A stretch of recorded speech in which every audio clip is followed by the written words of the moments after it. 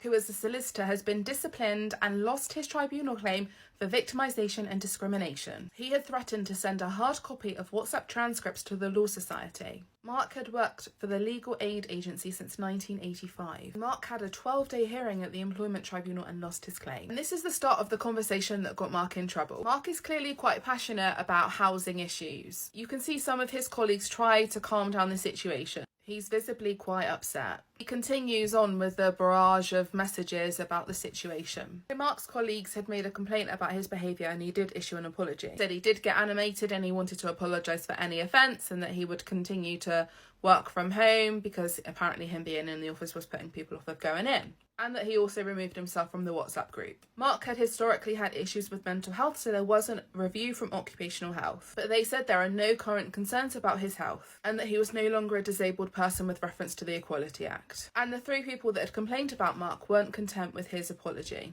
Mark then went off of work with work-related stress. And this is when he said that he was going to send the WhatsApp transcript to the Law Society. It was then that an investigation was launched and Mark was notified.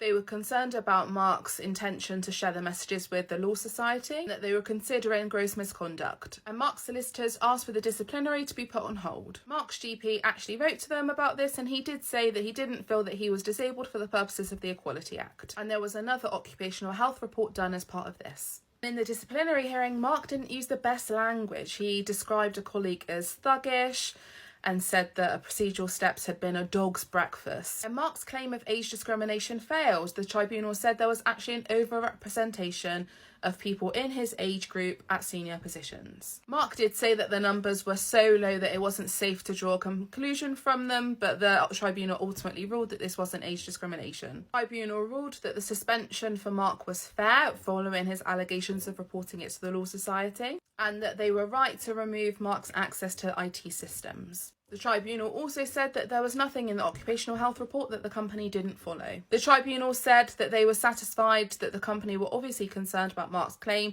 to threat to share information with the Law Society. So the judgment was that he lost his indirect age discrimination claim, he didn't suffer a detriment, he wasn't victimised, and there was no need for them to make any reasonable adjustments.